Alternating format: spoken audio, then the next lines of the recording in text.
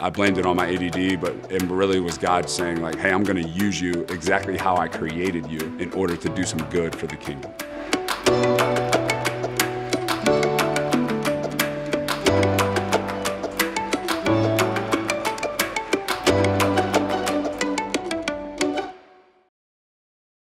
All right, so I own a gym, Iron Sharpens Iron personal training. We do personal training, group fitness. I work with a lot of different athletes, visit a lot of football teams, going into their locker rooms, inspiring them before games. Ever since I was a young kid, I've struggled with ADD. It makes it very hard for me to pay attention to something. It makes it tough for conversations. It makes it hard to remember things. I'm always forgetting things, or I'm walking halfway to my car to leave, and then I'm like, hey, I probably should have keys in order to start the car, so I have to go back inside and get the keys.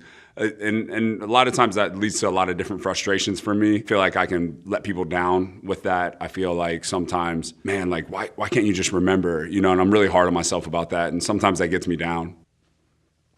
You know, when I was younger, I would not do some homework assignment or something like that in school because as the teacher's giving out the homework assignment, I might be fixated on something completely different, miss it, and I show up the next day and it sounds like I'm just making an excuse, but the real part was like, hey, I just didn't know that we had to do that. It's super frustrating to deal with. A lot of times it just eats up your time. And other times like you feel like it can mess with like your trust with someone else because you may have completely just forgotten about something. And there's a certain point where like people feel like you're just not respecting them or that you are just making an excuse. You know, that's tough. That's a tough place to be when you're really dealing with some stuff that you wish could be different about yourself.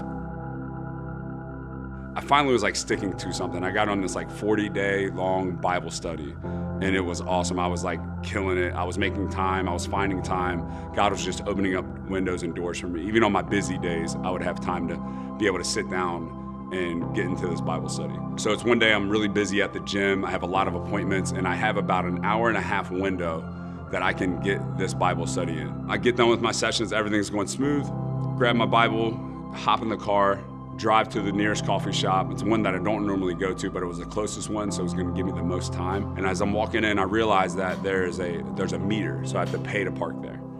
And I go to pull out my wallet and to pay, and guess what? I don't have my wallet. So automatically, just all the same things. You forget everything, all that negative self-talk. I'm like, okay, cool. I'm just gonna run back to the gym. I know I left it at the gym. I'm gonna go back there, grab the wallet, get back here. I still got plenty of time to get this study done. So I hop in the car, driving back, I'm searching all around the gym, waste about 10 minutes doing that, I don't see it. So I'm like, okay, I probably left it at home. That's probably where it is.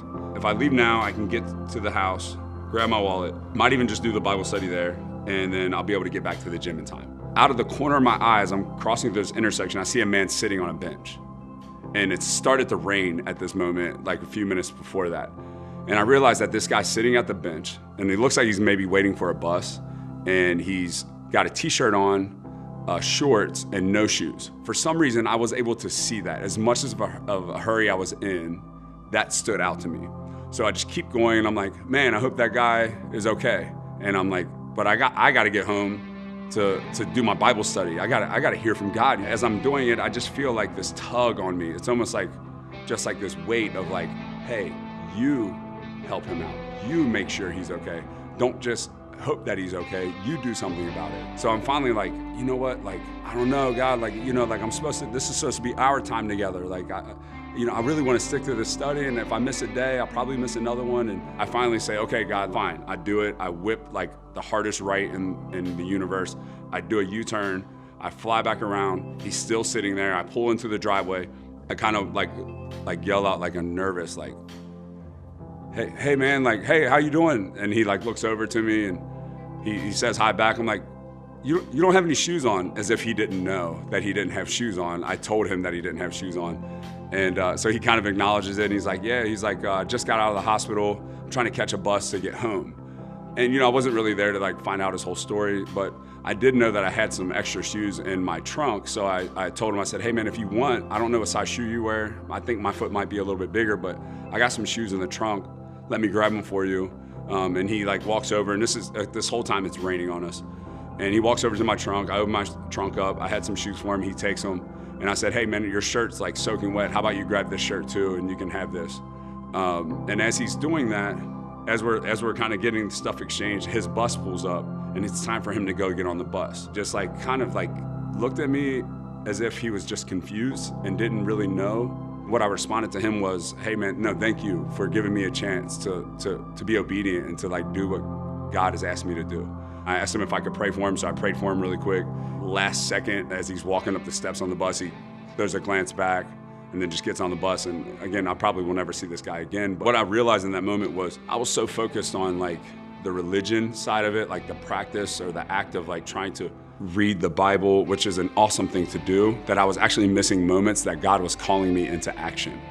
And I was getting so focused on that, and I was so down on myself and so hard on myself that I was actually missing an opportunity where God was saying, hey, in your weaknesses, my love is made perfect.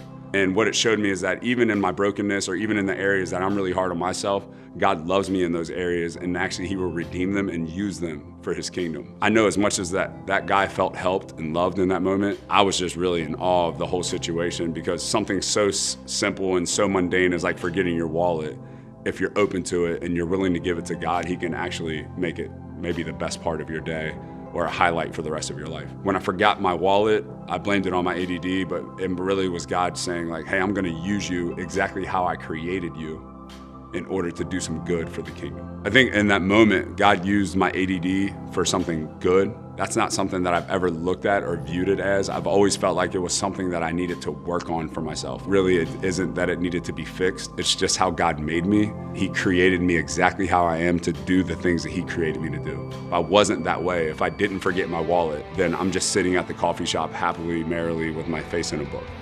But since I forgot my wallet, God was able to use me in a way that I wouldn't have been used otherwise.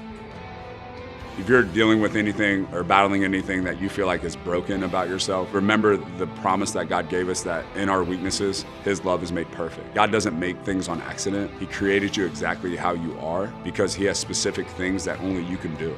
The things like ADD or anxiety or depression are very real things. Understand that you can give those things over to God, and God can do amazing things with things that we think are broken. If right now you're taking medicine, then trust that God is with you in that.